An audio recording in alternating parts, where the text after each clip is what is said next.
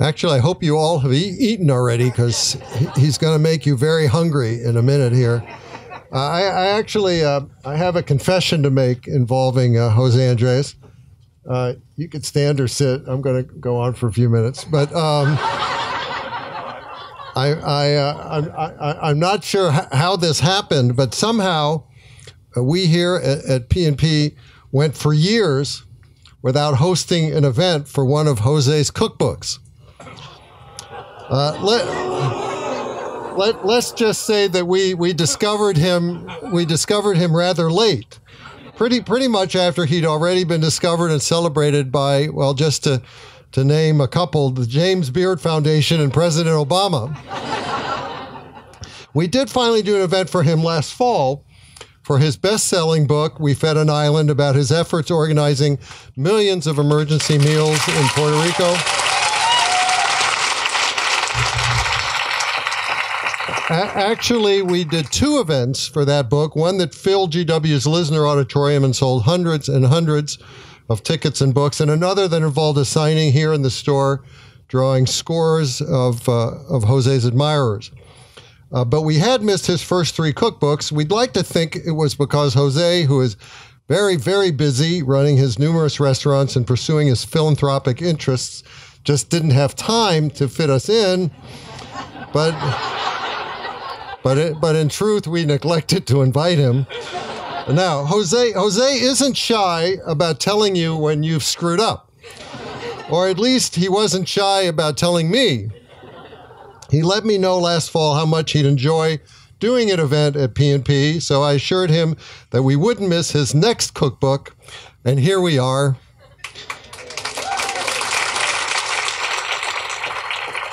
And we're absolutely delighted to be celebrating Jose's latest food publication, Vegetables Unleashed.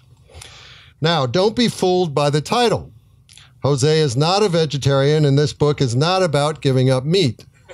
But as Jose will tell you and has told anyone who'll listen, vegetables are the sexiest food in the kitchen, and in his book, co-written with Matt Golding, he shows how to eat more vegetables in the most diverse and satisfying ways possible. Jose has an amazing life story, which no doubt is already familiar to many of you here, but just to mention some of the highlights. He grew up in Spain and came to the United States after serving as a cook on a Spanish naval vessel.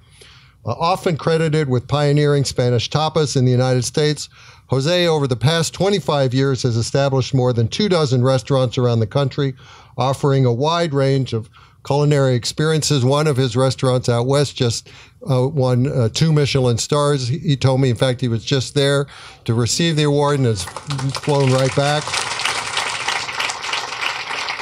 His humanitarian efforts, meanwhile, have become legendary.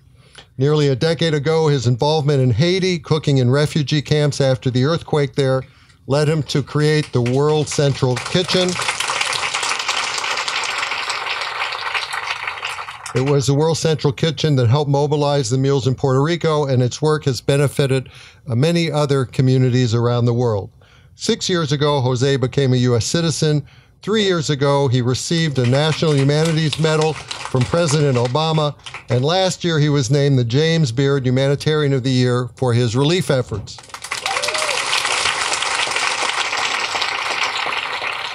I'm almost done.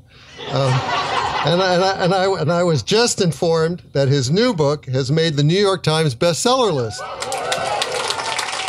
So now he's 2-time New York Times bestselling author José Andrés. Clearly, José is a force of nature.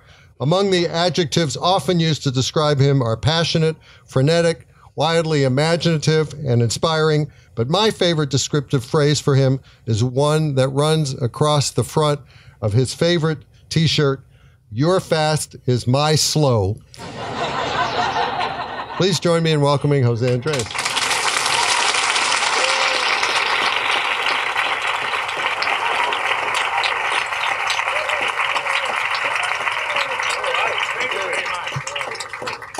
Thank you very much. I mean, it's not amazing that in this neighborhood we have a place like Politics and Prose.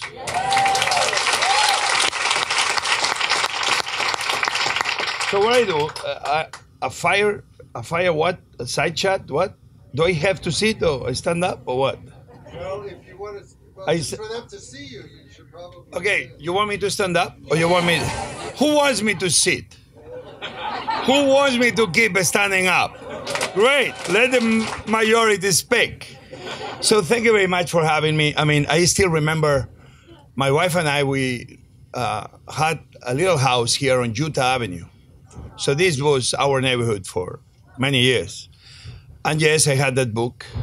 And yes, I will come into the store. My photo was on the cover. I will open the book so everybody that works in the store could see the cover. And I will put my book right under, my head. And looking like the book is really interesting. And I will try to keep following every one of the amazing employees here to see if they realize that I was the guy on the book. And then I will tell somebody something like, sign? And they will tell me, yeah, the signed books are over there. I try so hard. And thanks to that, yes, we got to New York Times bestseller, and I've been here twice, and thank you for that. So, we can talk about vegetables or we can talk about anything else. Quite frankly, everything else and vegetables are very much together. We can be going through every one of those signs above your heads. Film, humor. I mean, my humor is nobody understands what I say and everybody laughs. But my wife, who she's like, really? But we could be, are you gonna be laughing all night? This is a serious talk, sir.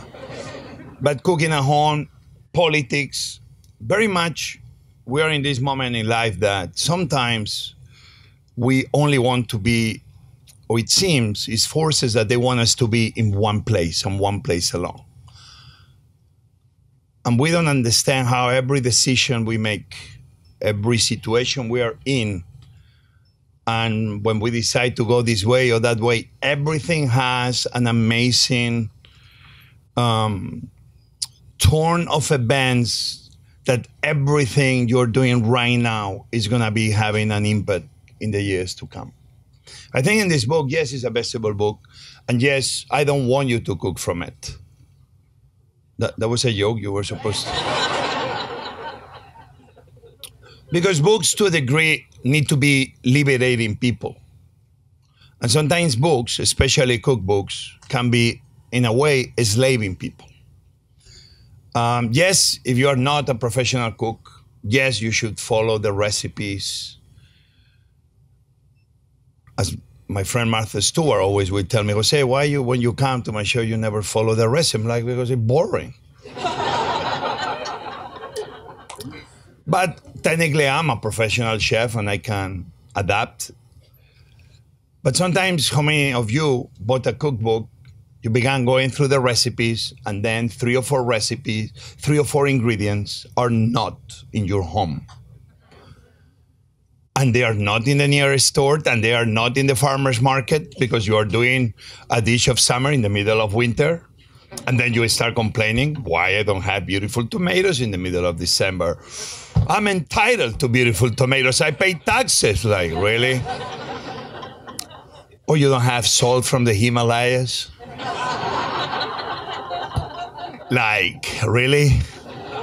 And then it's like, Houston, we have a problem. What happened? I don't have salt pink from the Himalayas. And you're freaking out.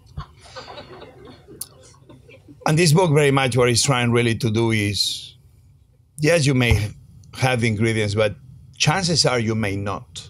Chances are you will be missing 1 or 2 of the ingredients. And the most powerful tool anybody can give you, I can give you, is if I empower you to don't be a slave of the book, but liberating you from it. Yes, almost to the degree of not following the book. And you can apply this to life immediately because life never happens as you expected. I think, especially with our children, sometimes, especially I believe in America, that yes, we are all sometimes facing issues. Yes, in our communities, in our private lives, sometimes we don't make enough money to make it to the end of the month, help, whatever it is. But still, we are 10 times better than anybody else around the world. Still, sometimes life doesn't come as we expected.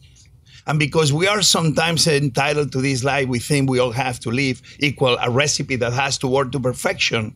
In the moment something doesn't go as we plan, we freeze. And we shouldn't freeze. We should always be talking about how to empower people to adapt to situations we never saw coming. That's when we become a powerful individuals, and then we become powerful communities. When the communities have that force to adapt to the circumstances, we are unstoppable. That's what I wanted this book to be.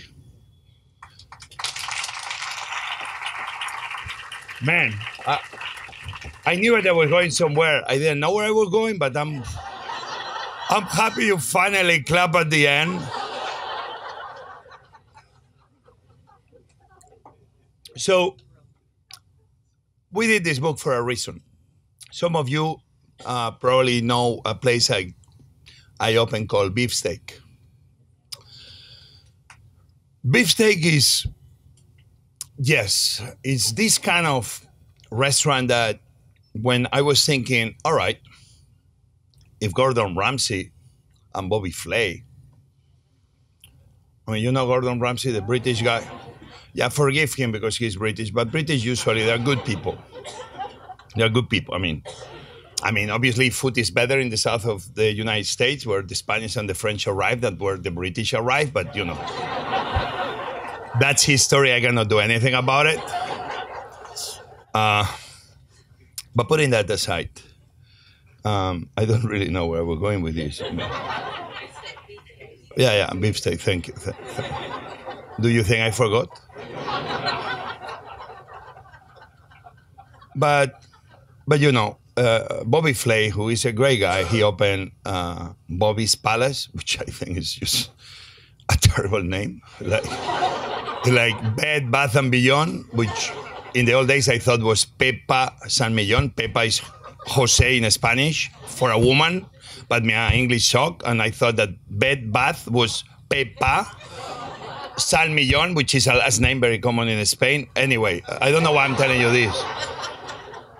But Bobby's Palace is a terrible name for a burger place, and I cannot believe he's opening so many. So anyway, Danny Meyer, who opened the amazing Shake Shack, who is really an amazing story of doing a burger place and being super successful. But I didn't want to open another burger place. At the end, chefs like me, we feed the few, but then we go to conferences and we say, we're going to change the world. Why? Because we are cooks and we can. And it's all bullshit. No, it happens. It stays in the conference. Nothing is doable. They tell you only local and seasonal, and then they're drinking champagne from France and California, and their jeans are from Cambodia. But local and seasonal, I'm like, morons. But me, I was tired of going to those conferences and sometimes you speak and not do anything about it. And chefs like me, we feed the few. But if we want really to change the way the many, chefs like me, we need really to stop talking and be more involved in the doing. I don't know if Beefsteak one day will be the success I want it to be, but right now I think we have like 9 or 10. We open at Google in Mountain View. We open at UPenn. We open at George Washington University. I'm still testing the concept. The concept that's okay, but is more expensive, a head of broccoli and a head of cauliflower, than a quarter pound of ground beef. And me, if I wanted to talk with know-how, I needed not only just to read, not to listen to the experts, not to go into universities and listening to smart professors who actually they've done very big studies. But me, I wanted to be a man that really learned in first person what was the issue that we cannot be doing a concept fast food as affordable as a burger. And that's what we did Beefsteak. On my bet that one day, yes, we can have restaurants that are based on vegetables mainly. And if we think about it, Washington, D.C., we should be very proud of ourselves because everything comes from LA or Chicago or New York or San Francisco. But look at D.C. D.C. has produced many amazing fast food companies. And pizza, if you like pizza, it's an amazing pizza concept that is making it very big and is a local chain. Sweet Green, these three boys studying in Georgetown, where mainly is a lot of greens and a lot of vegetables with some protein. It's a Washington, D.C. Creation. Cava is a Washington, D.C. creation. You think about it, it's like, we're a powerhouse. Then I thought, man, if these three guys can do it, I can do it too. Washington has something. But this was my bet on, can we do vegetables? And can one day have hundreds of thousands of these fast food companies? We are on our way. I'm trying to make sure that labor on those concepts and the cost of vegetables and fruits. And that's why I wanted to follow up with this book. Vegetables is not used trying to be, now is the right thing to do. My wife, who I hope is present, didn't leave me already. Are you here? Is she here? She's shy. Okay, her name should be in the cover because half of the recipes are hers. Yeah, you can clap.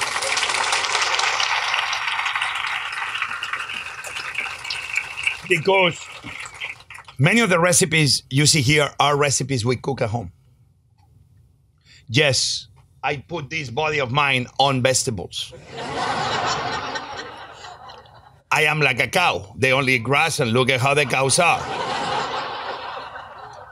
So this thing like, if you eat healthy, you will be okay, is a big lie, people.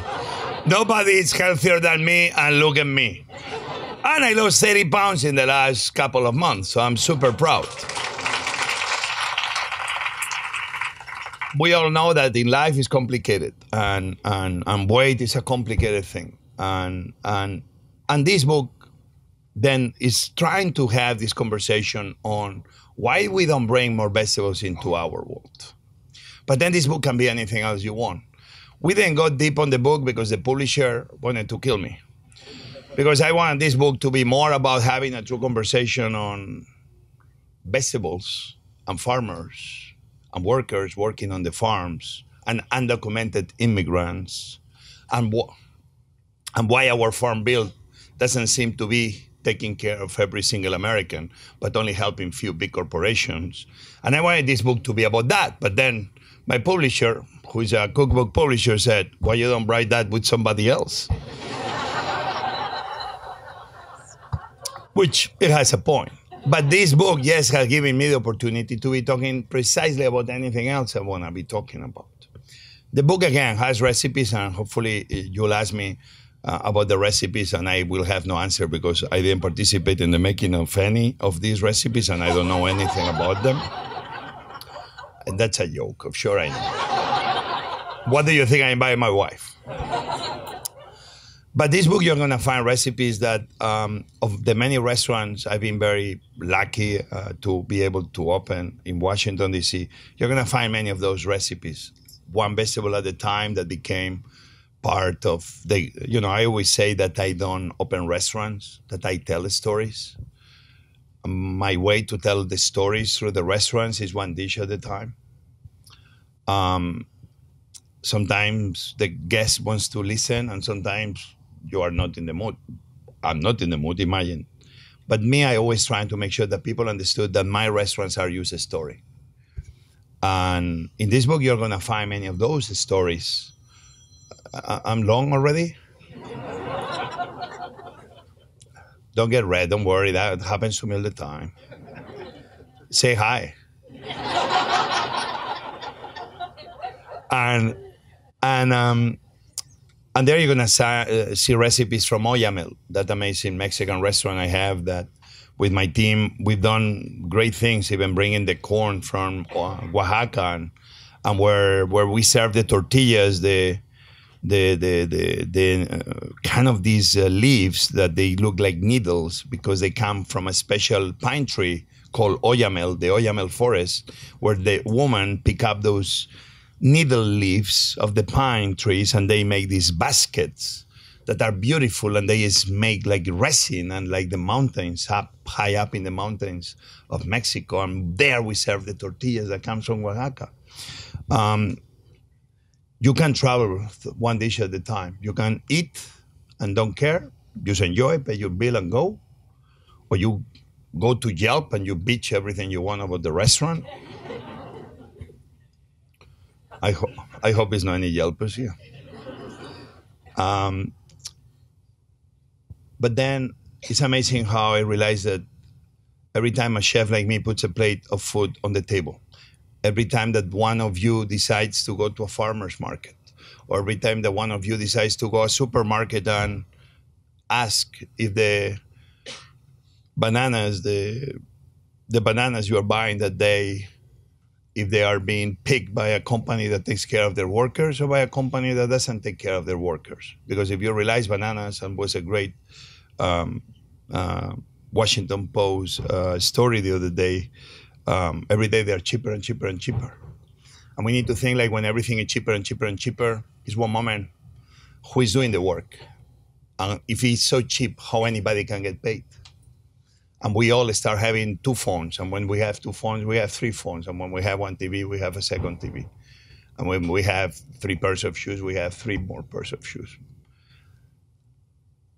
And every time we need everything to be cheaper. But then in the process, we don't understand that in the way we're trying to live, we're trying to enjoy life, but somebody else is not enjoying because the way we want to live.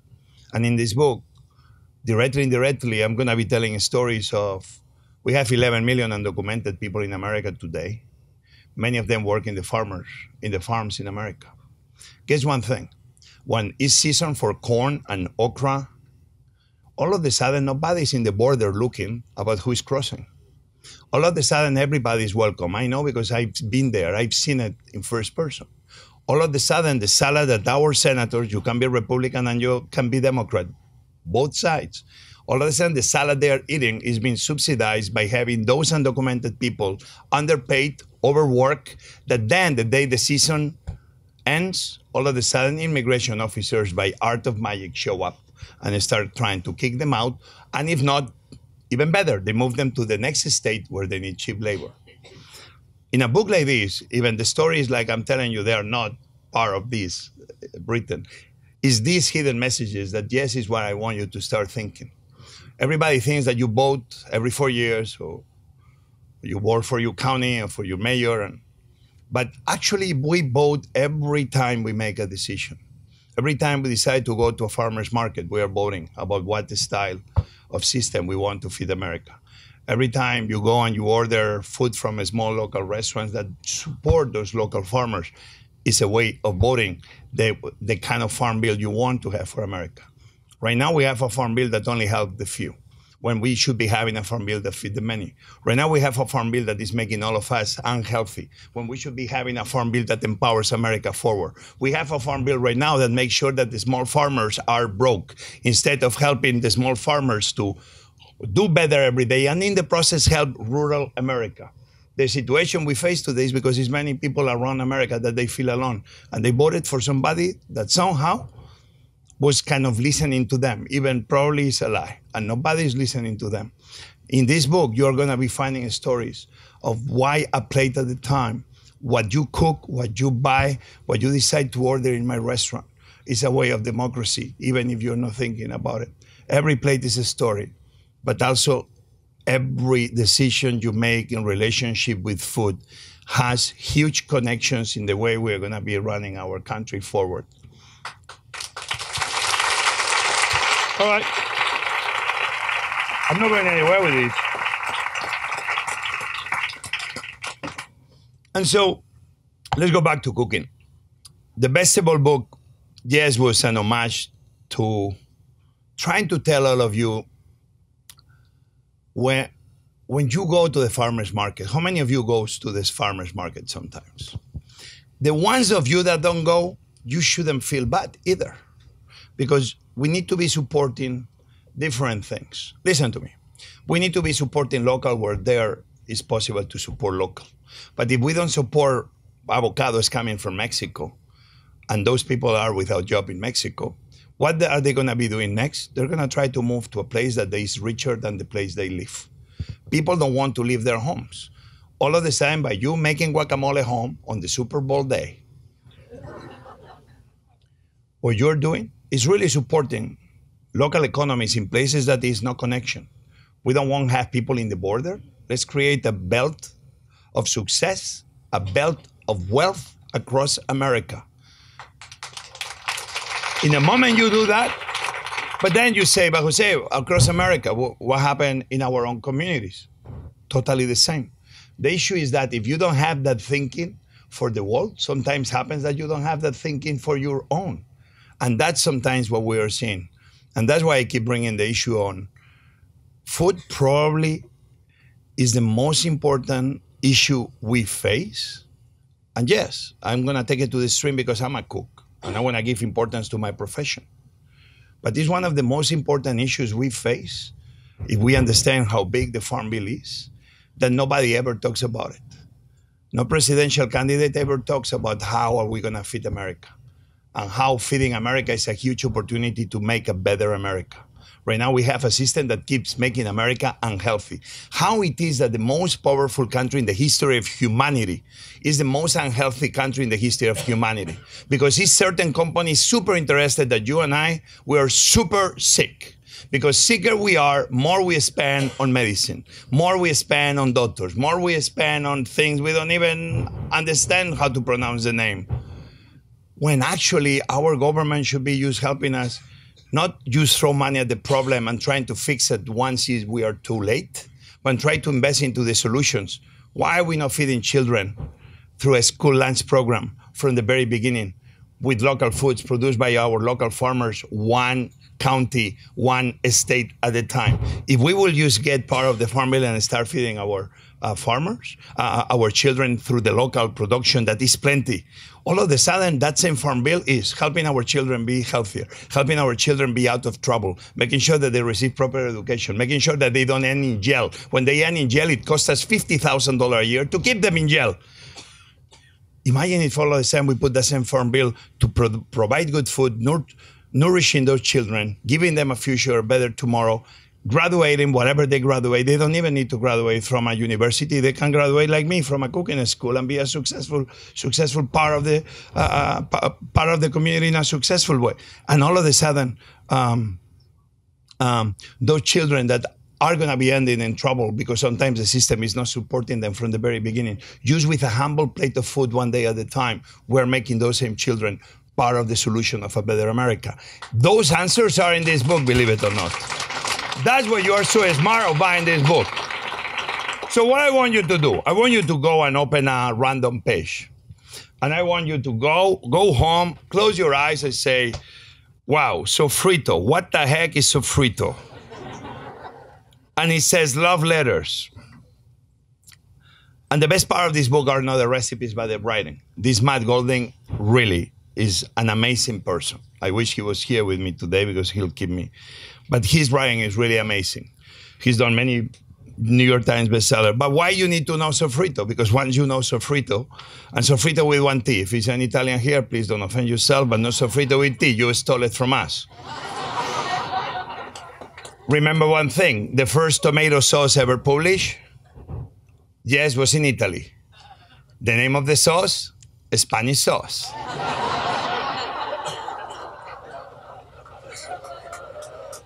I mean, I'm sorry, I didn't make it up. It's history.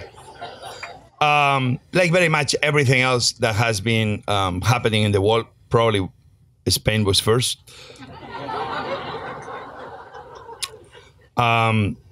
So sofrito, why I want you to learn sofrito? Because it's a sauce probably I learned when I was 14, 15. And it's the heart of Catalan cooking. And if you have sofrito at home, you are the king and the queen of the world.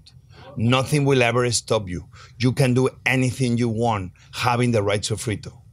Now you say, but I don't like to make sofrito, okay? I have more recipes. We open.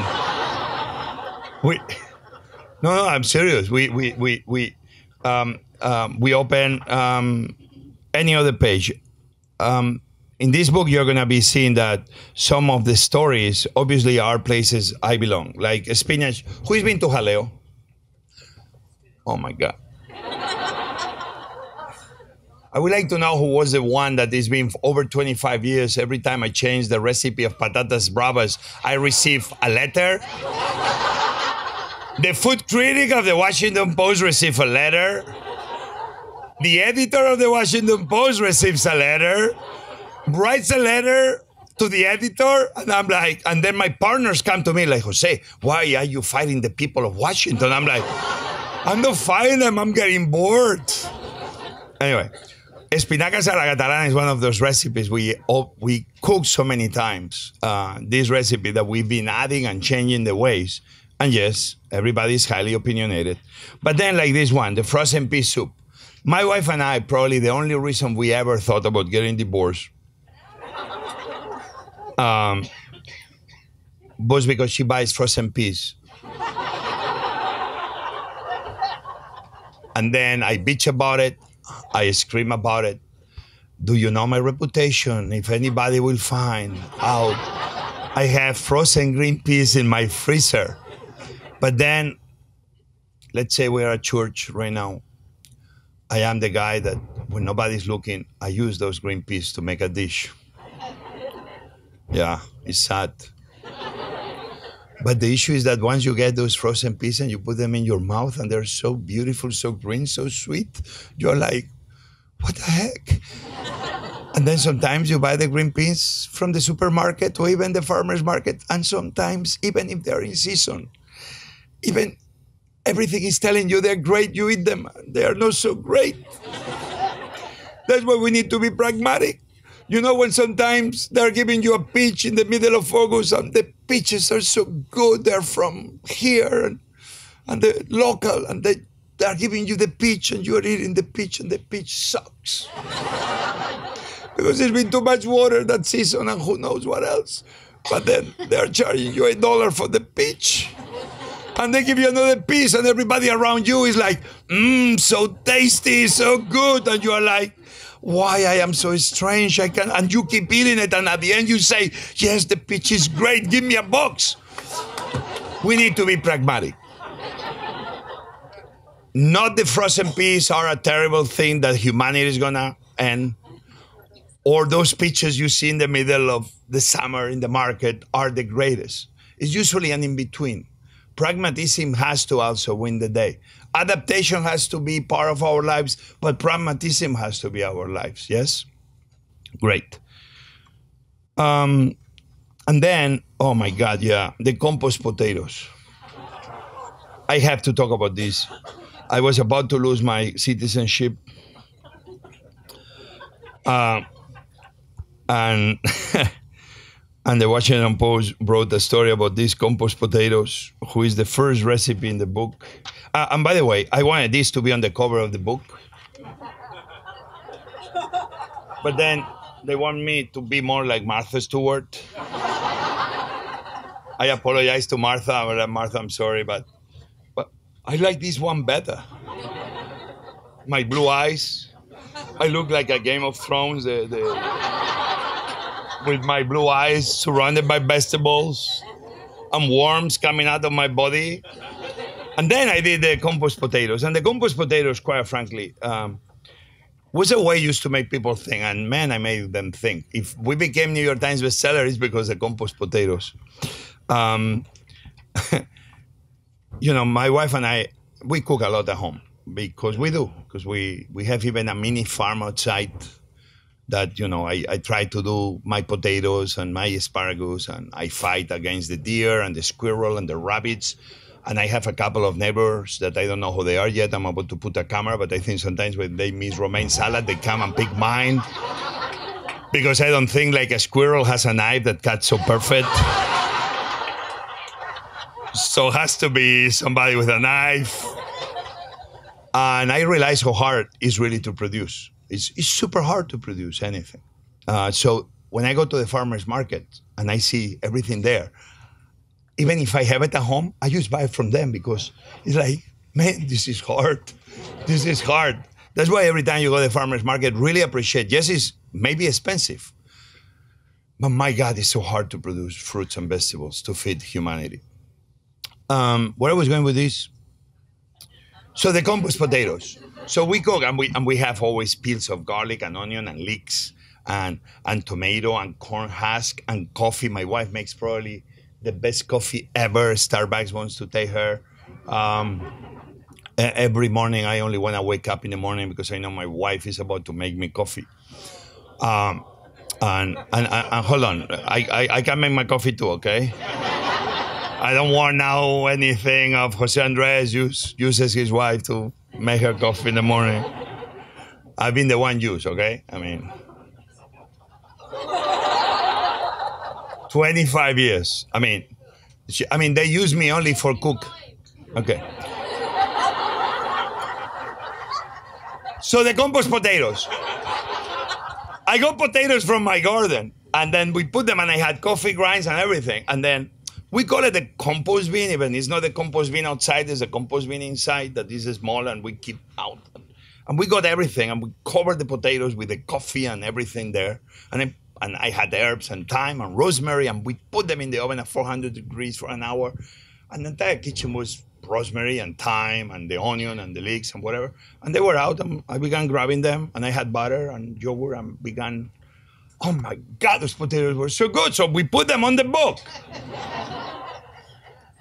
And that's it. I have nothing else to say about that. The paella de verduras, everybody should be doing paella. I understand that we are in a moment that we need to be, the men usually cook the barbecue on Sundays. Yeah, is any man that does barbecue on Sundays? Yeah, you do. That's fine. Don't worry. But it's what men do. They light the charcoal with that thing, that alcohol that smells so bad, and you are contaminating the entire neighborhood. And then they can never put 2 drops. They have to put the entire bottle. I don't do it. I'm perfect. And then we do the grill, and we grill the meats because that's what we men do. But where I grew up, my father always made this paella, and probably some of you heard this story before. And I have this paella of verduras. And I'm going to ask every one of you to make this one. My father, when I was young, told me, Jose, help me with the fire. I always help my father making the fire. And one day I got very, very tired of making the fire. I was probably 12, 13th, and I told him, Daddy, I want to do the cooking. I'm tired of doing the fire. Doing the fire was probably a hard thing if you never did it before, because you needed high fire at the beginning, lower then, later, harder again, higher. And my father was screaming at me, more, less, more. But one day I really wanted to do the cooking. And I got really upset, and my father said, go away. He ended feeding probably over 100 people that day in the typical Sunday paella gathering of friends and anybody else that show up. And he got me on the side, and he told me, my son, I know you wanted to do the cooking, but actually, I always had you doing the fire because you were the only one that knew how to do it, because I've been training you to it, and you are becoming good at it. My son, control the fire, and then you'll be able to do any cooking you want to do, literally or with your life. So for me, this recipe somehow is this story of my father telling me, control the fire, learn your fire, understand your fire, master the fire. And once you're comfortable controlling that fire, then go in the wall and do any cooking you want. I think that lesson has served me well, not only for cooking, but for life. And somehow in this book, you're going to be seeing that part of my fire is in this book. This is somehow the foundations of the cook I became, the man I became. This month is the 30th year anniversary, the first time I came to America. So it's an important month.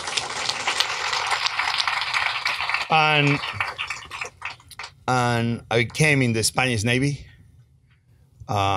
in a tall ship, 4-mast, Juan Sebastián del Cano. And I'm going to be in July in Spain, and I'm going to go on that boat again during 4 days. And I probably will be crying during all trip. It's a boat that became very important to me. First time I came to America was Pensacola. If you've been to Pensacola, they celebrate the 5 flags. Happens one of them was the Spanish Castilian flag. In the moment I say, of sure I belong here. And then when we came New York, under the Verrazano Bridge, Ellis Island, Lady Liberty, we were high up in the mast, dressed white. We docked on 30th Street on the west side. You talk about the American dream. Do you know where I opened my big Spanish restaurant in New York? On 30th Street, 30 years later, only in America.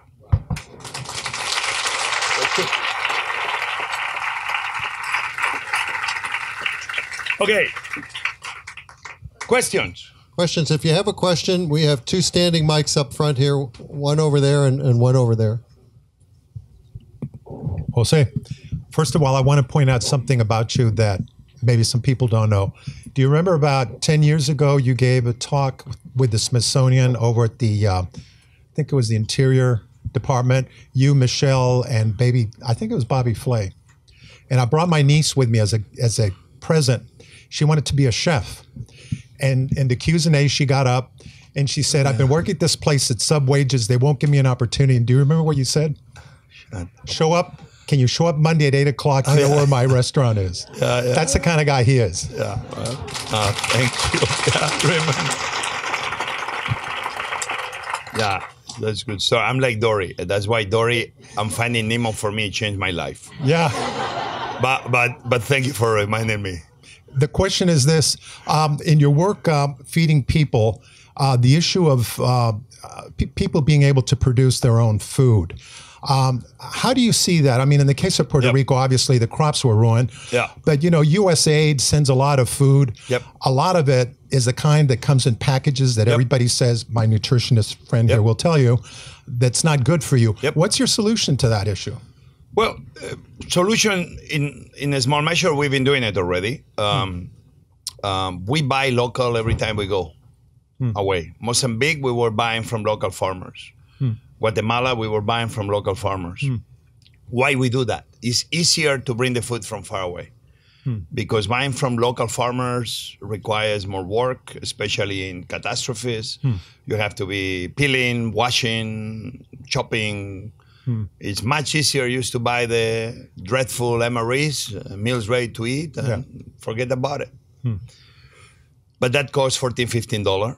America will go broke if every time we have an emergency, we had to do it on MREs. MREs are terrible. Yeah. MREs for elderly people is probably close to a death sentence, and I'm saying that because if you are in an emergency and you are an 80-year-old and they're giving you MREs high in proteins, and you have a little issue with your digestive system, believe me, it's a very hard thing to do. So in Puerto Rico, let me go back Haiti. America was super generous in Haiti. Like usually America is always more generous than anybody really imagined. And Haiti, America arrived very big with help of the international community. Very early on, even everything was very focused on Port-au-Prince.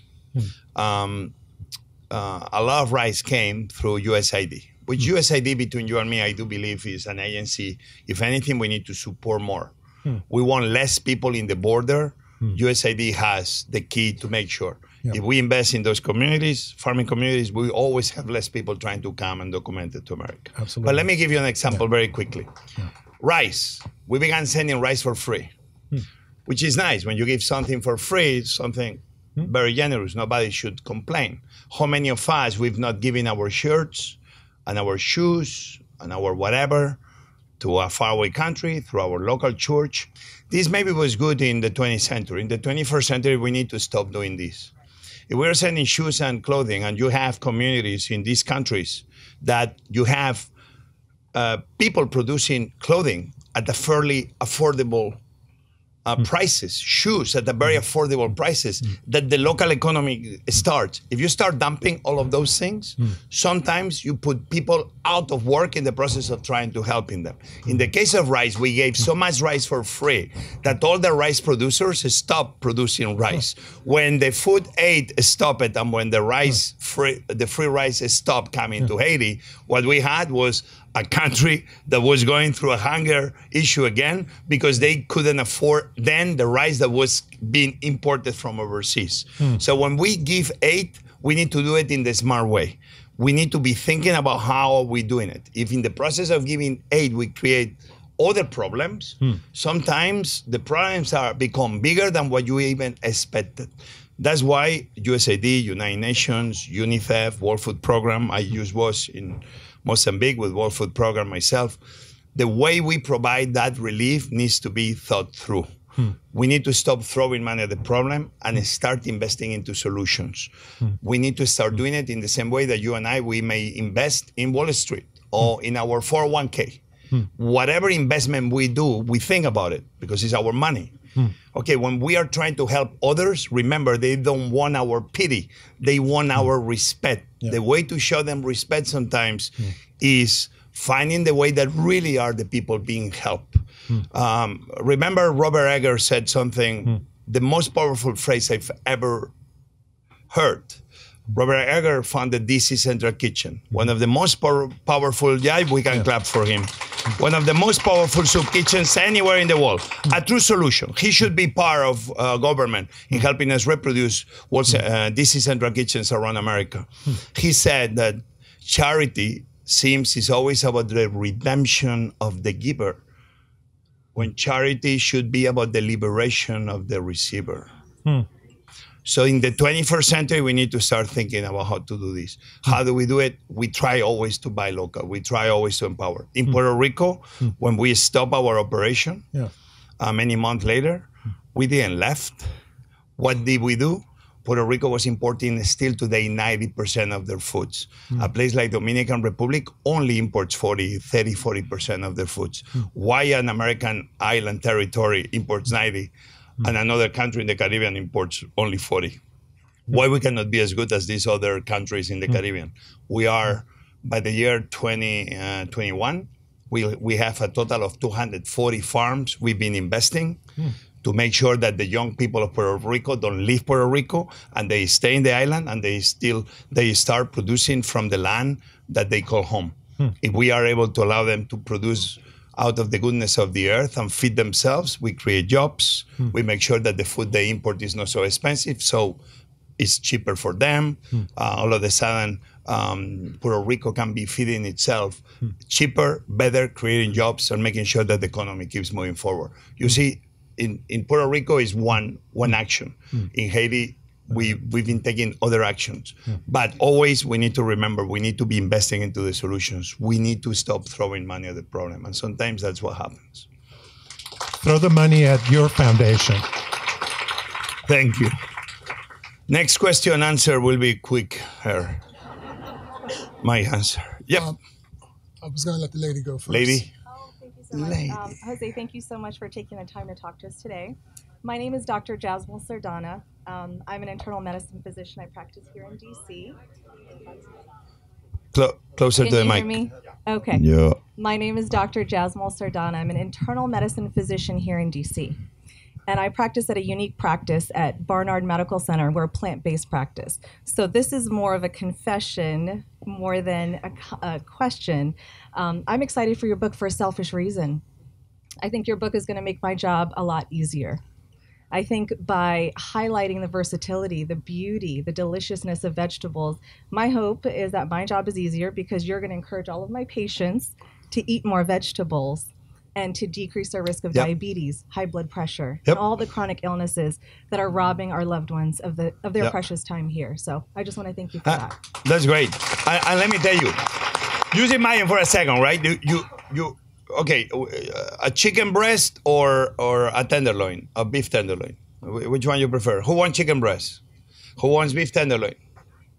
All right. So we do a leg of lamb. No, you put a piece of meat in your mouth. And before you even put it, your body, because you are like an animal, especially men,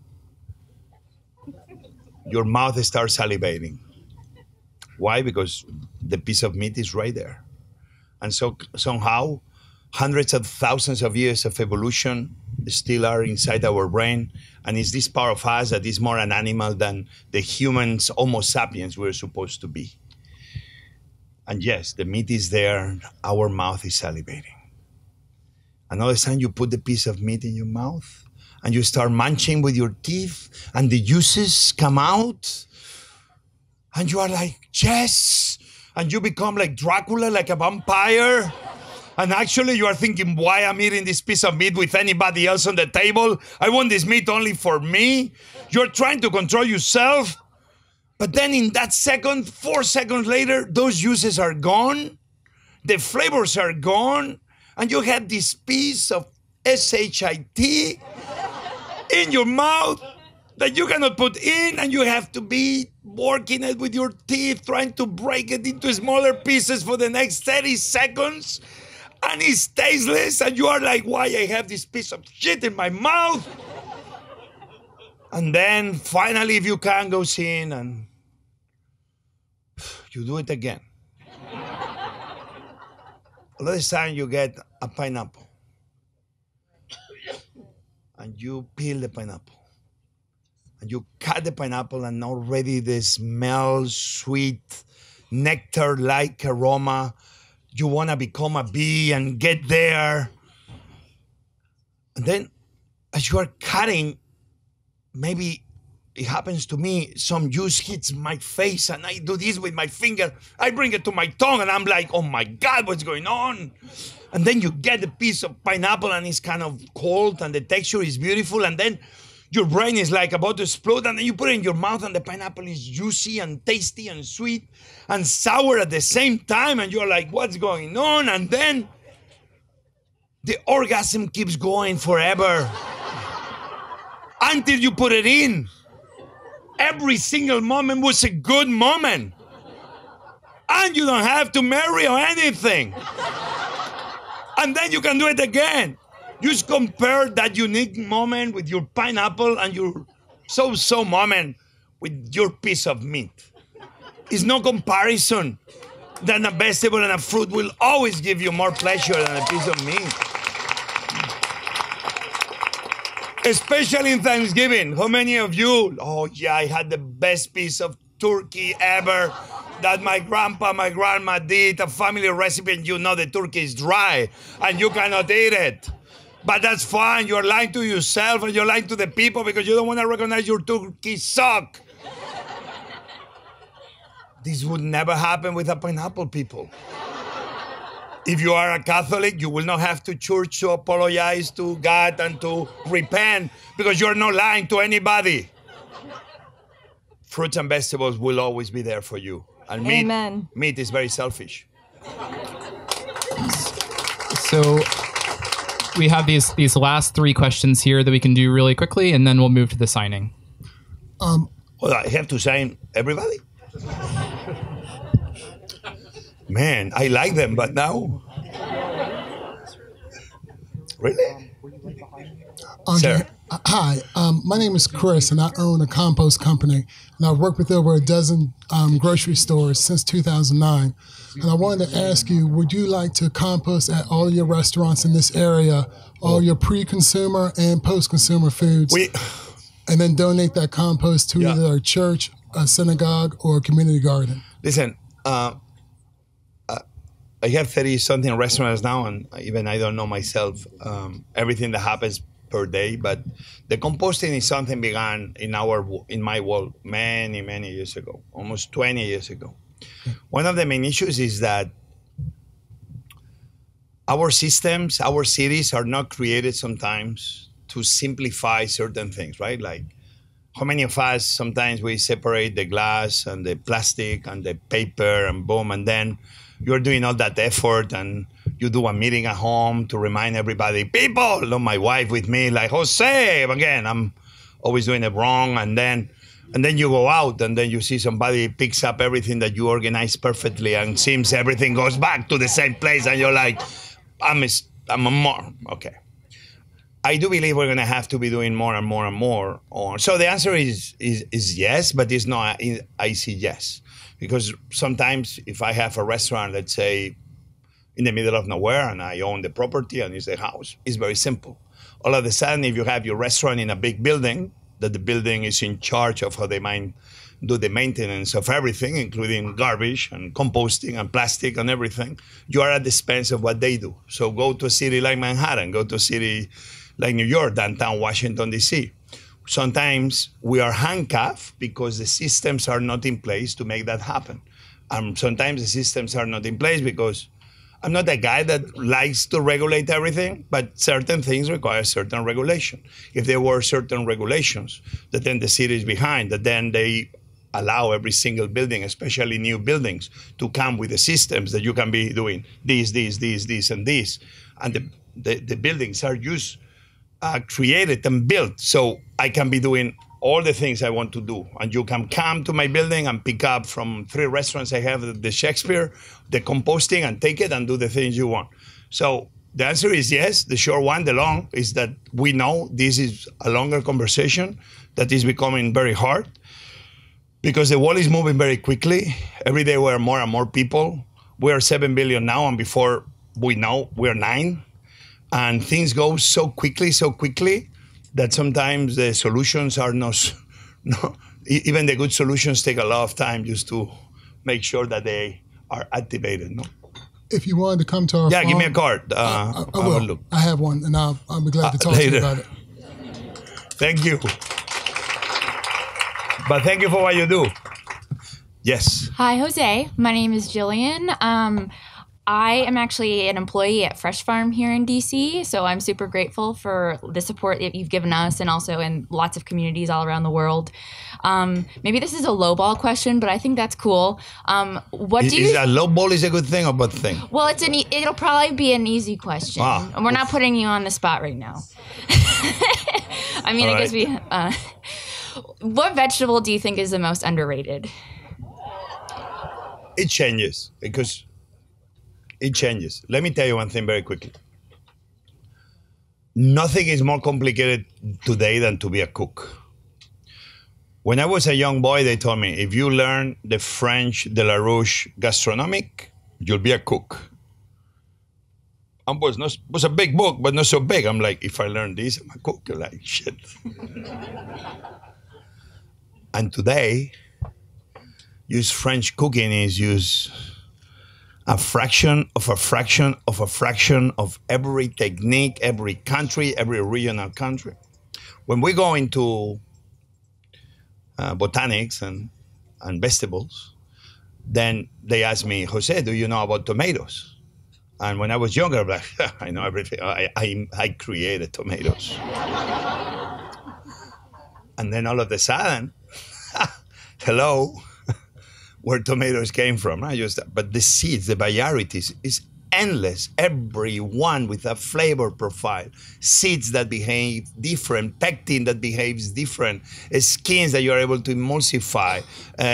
Some of the tomatoes, they have a power. So anyway, and then if I start only learning about tomatoes, I can be my lifetime learning about tomatoes, and I will not know it all. And that's only one ingredient, imagine. So, right now, one of my favorites, my daughters one day came home and they told me, Daddy, we went to the Billy Goat Trail and we were picking up pawpaws. And I'm like, what? Pawpaws is the native Indian Americans were eating it. Native Indian Americans, pawpaws. I never heard about pawpaw. and yes, I began researching, and it's shit. I became good friend with the archivist at the National Archives. All of a sudden, there are peace treaties between USA and the Native Indians, where they were deciding who was going to maintain and keep the pawpaws. All of a sudden, pawpaw is the most American fruit that no American knows. So he got very into that, and now you find places that they do pawpaw vinegar. If you're very lucky, you can buy the pawpaw. If you're lucky, you can buy the frozen pawpaw flesh. But my answer is not pawpaw, the one I was going to tell you.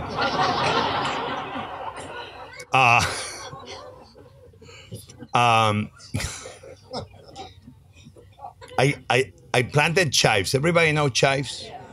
They're used in this type of cooking of this country north of Spain beyond the Pyrenees. They call it French cooking or something. And chives, they use a lot of chives. So I had chives. Because sometimes even me, I do 1 or 2 French dishes once a year. And then I cut them and then I forgot about them. And next year, the chives, they're not tiny anymore because they are only tiny in the first time they come out from the seed. But then they grow like a very big onion, very long leaves.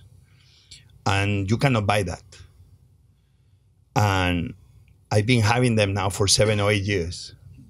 And I go at the beginning of winter, just when they began being big, I cut them and I make a French omelette for my family. And I only have enough for 6, 8 omelettes every year. That's it. But that's not the vegetable I was going to recommend. One I will say that deserves appreciation, and I think I have 1 or 2 recipes in the book, is the red cabbage. Why? Because sometimes I feel she's so alone in the market. She's there like red cabbage, like really? I mean, cauliflower is sexy. Red cabbage is like, really? You can't come up with a better name? And she tells me those things. Like, Jose, I feel like, I've been mistreated from the moment I born. Usually I'm always, there on top of whatever. They put me next to the rutabaga. Who wants to be next to the poor rutabaga? And the sanchokes, all ugly names that, a farmer in a bad day just began giving names to everything. And it's like, farmers can have a bad day too, and they come up with very bad names. So the cabbage, I have a recipe here that we use it. Everybody should have a user at home. Because if you have a user at home, I don't know if you saw me, I went the other day to Ellen, and she can never understand my English. And so that's why she looks like she laughs. She's smiling at me, but it's out of, Jose, I don't understand what the heck you're saying, but keep cooking. And we did this red cabbage, and so we made the juice through the user of the red cabbage. And then I got other part of the red cabbage. I began slicing it in very thin slices because the red cabbage always told me, Jose, I'm so big. I would like to be nicer and more fluffy. And then I said, okay, I'll slice you. I'll slice you. And then she was so happy and so fluffy. And she was like chatty. And then it's funny, I have the juice of the red cabbage and I add some vinegar and some olive oil. And all of a sudden you have a soup of red cabbage, which actually is unbelievable. But if I add more olive oil, slightly more vinegar, all of a sudden I'm making a dressing. And then I get this red cabbage I slice in julienne, and I'm making a salad. Same ingredient, different proportions. Adaptation can be a soup or it can be a salad. That's in the book. And if you do a red cabbage, when you treat your vegetables with respect, you know what happens? They respect you. They respect you back. And usually when something is not nice and is not tasty, or something is nasty, as somebody said recently, when you treat things with respect, nothing is nasty, everything is wonderful. Thank you. Thank you. Okay, last question. Yeah. That was a short answer. That's the last question? Yeah. Two questions. Nobody living. I have nothing else to do. If we take these 2 together, we can do these 2 together very, very, very quickly. My wife is not asking me to cook tonight. Finally. She's been using me for 25 years. I feel so liberated finally. That's why I did the book. To tell her, here, honey, your recipes.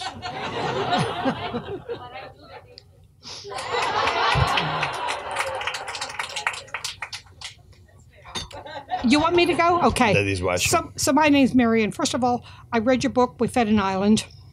Thank you very much. Really enjoyed it. And I did it for a book club, and we did an MRE, which wasn't awful, but I wouldn't want to live on them. It wasn't easy to get it. So my question is this. Wow, so you went into the book. Thank you. Oh, no. It's like, I couldn't find a Puerto Rican restaurant, so I made it as close to the recipe that you had. I substituted. I don't know what I know what a plantain is, but I wouldn't know a good one from a bad one. So I put whatever I want, and they were happy with it. But we did an MRE because I wanted to know what it tasted like. So my question is this. I'm actually very concerned, and I know your political stance from the book. With what's going on and subsidizing people and not supporting farmers, what is your group doing and what can we do so that we are taking supporting farmers much more seriously rather than just giving them money, which is not going to do any good in the long run? So you're talking mainly about why are we subsidizing some farmers and not others? Right, and what can we do to let our... Well, is your at the group very doing beginning anything, that what I can went we in do? a run because I didn't even know what I was going to talk to you about. Okay. And that's why I began. Just let's think for a second, right? Putting cotton aside is 5 big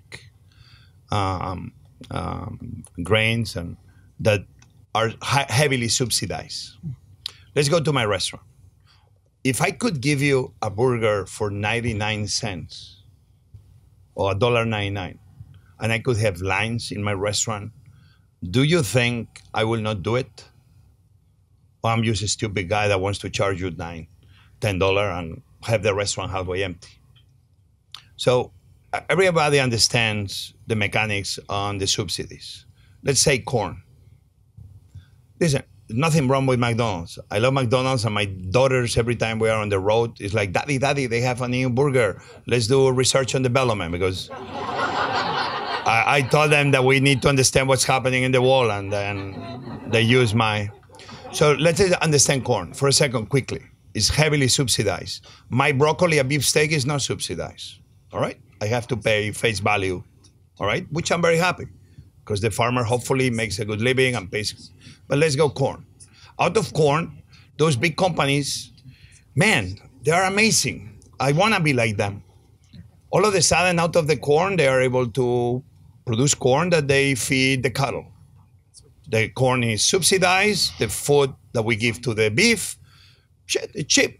And the beef grows, and they have beef, and they make burgers. Shit, at 99 cents. And they give you a toy. Like, great. You know? All right. But they don't only feed the beef. They are able now also to make sugar. With the sugar, they put it in the ketchup. You put the ketchup, and ketchup, and we are all up. Because we are sugarized. Because that sugar that comes from corn is so cheap. Shit, but if we're putting it in the ketchup, why do we don't put it in the soda? Let's also put the same sugar that is subsidized indirectly into the Coca-Cola. Oh, but we don't stop there. Oh, why will stop there? We can make oil out of the same product. And oil, we can fry potatoes.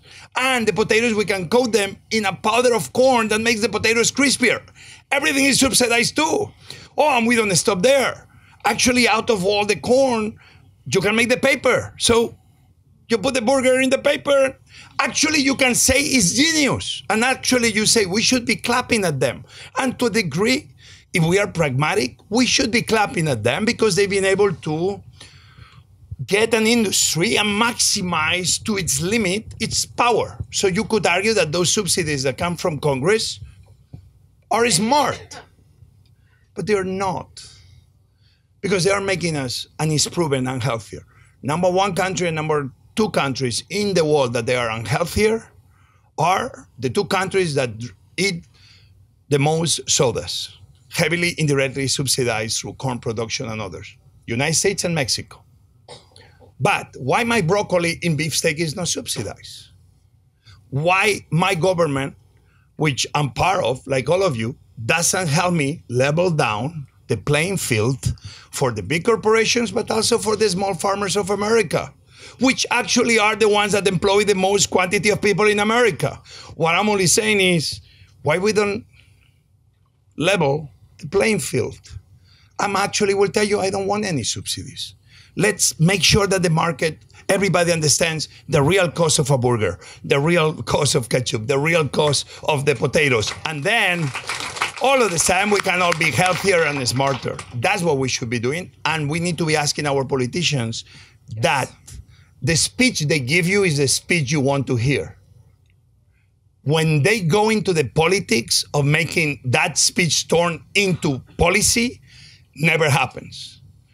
Everybody has been talking about immigration reform for almost 30 years, Democrats and Republicans. Democrats had control of both houses. Republicans had control of both houses. Immigration reform never has passed. Why? Why would be?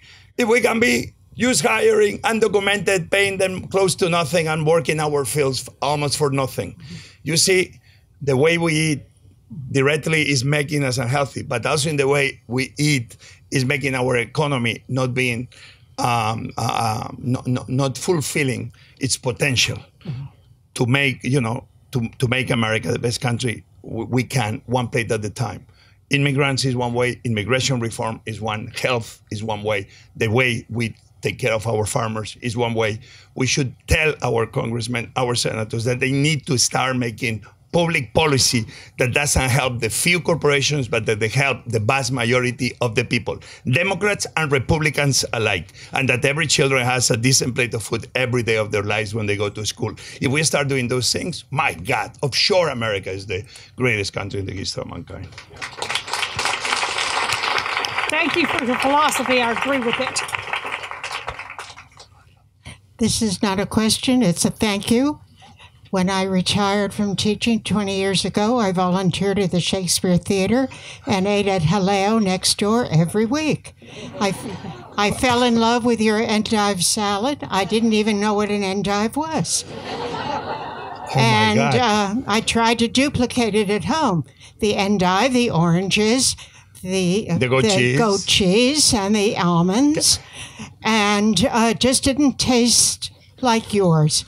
So finally, after a few months, I asked one of your servers, what am I doing wrong? And he asked me what kind of vinegar I was using. And I told him white, and he said, wrong. Use sherry vinegar. It has been the highlight of all my dinner parties since. All right. So I think the great Michael Kahn is retiring. Unfortunately, he's been a legend. Shakespeare for us was super important because at the beginning in that town was Shakespeare and Jaleo. And then the first person came in was Senator Moynihan. And I didn't even know who Senator Moynihan was. And he would tell me about Mao Zedong and Franco. And I was like, man, who is this guy? Everybody gonna be like him? I was a young and I didn't know better. But this salad, I'm very amazed that you are saying that you didn't even know what an endive was, because still I remember, probably I was 8-9 years old. And my father, who used to work the night shift in his hospital, like my mother, a nurse, came from this market, La Boqueria. La Boqueria is a market that is like, my God, you want to live there. You want to have an apartment there. It's a market that has been in the same place for centuries, before even books existed. No, it's a market that's been there for probably over 2,000 years in the same place. And right now is the market that is the heart of. Boqueria is a place I grew up as a cook. But my father will go there sometimes, leaving work, stopping, buying something, and bring it home to cook for the weekend, whatever. And I remember the day that he arrived with 4 long, they look like a menhir, like, you know, Asterix and Obelix, the menhir, the menhir, how you say that in English? You know Asterix and Obelix? What's the thing Obelix puts in the back of his body? The big rock. M-E-N-H-I-R. What the heck is that? A menhir. That's no English? A monolith? Okay, like a monolith. I don't know why I'm telling you that. But I remember my brothers. I would say, shit, this is like Asterix and Obelix. Okay, that's why I'm telling you that story. And I cannot believe you don't know about Asterix and Obelix and his menhir. We need to do a talk about that. You don't read Asterix and Obelix? Oh my God, what's wrong with you people? So, the endives came my home, and I still remember all in the kitchen looking at those endives. And my father peeling the first endive leaf and cutting a piece and giving it to us. And I remember it was bitter like hell. I'm like, what the heck is this thing? And my mother started screaming when she found out how much my father paid for them. And we could buy a car with it. Like, Mommy, I'm sure. And then I think it was around near Christmas time. And my mother, who is from North Spain, loved blue cheese. One blue cheese called cabrales. And she always had cabrales at home. Back in the days, the smelliest cheese in the history of mankind. And she will make this vinaigrette sometimes with leftovers. And like a sauce, she will add a little bit of milk, a little bit of the cheese, and she will eat it with bread. My mother cut the endives in quarters, had made this blue cheese sauce of cabrales, and cover the endives with that blue cheese, which in France is what they do now, endives with Roquefort. Probably they copied it from my mom. So I still remember that day, and then every Christmas we began having them until they became cheaper, and then they became part of our diet more often. But I love that you discovered that dish in Jaleo, and that was the first time you ate it, because we all have always a first time we eat something. And if I tell you something I regret, is not having really a book note next to me. Almost putting in paper the first time I ate something and what happened. If I could, I know I will born again, under another name, hopefully, and the undercover. And I hope I will remember to do that, because I remember great moments that then I don't remember to the point is what I felt.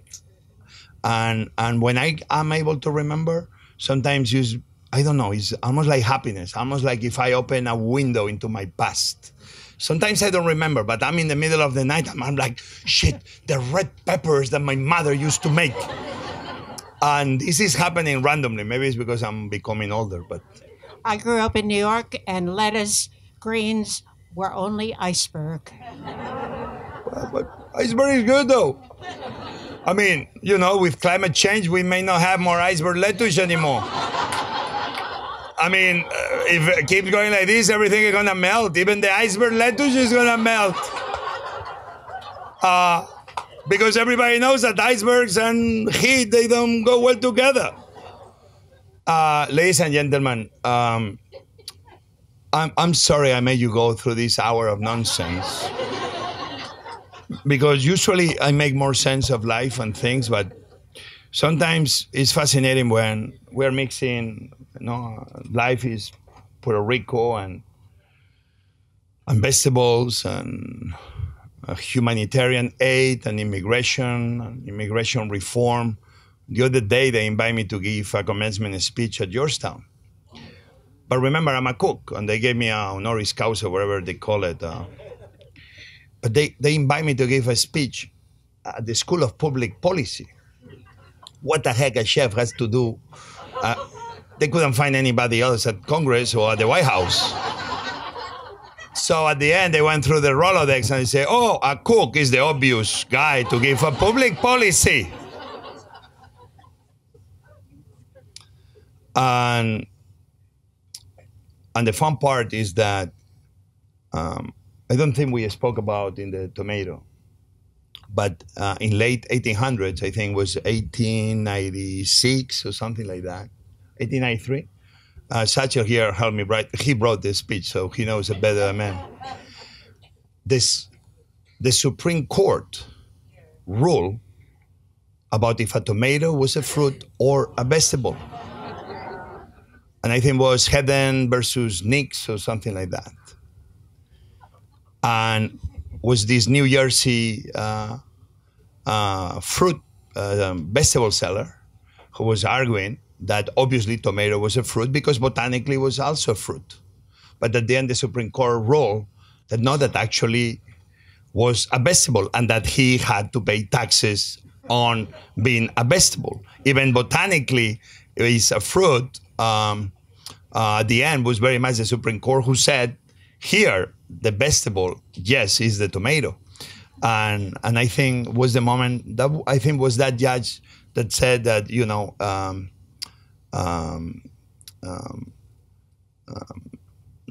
knowledge will tell you that, and if you understand botanics, that tomato is really a fruit. But common sense is to know that you will never ever put a tomato in a fruit salad. And with that, I don't have anything else to say about that.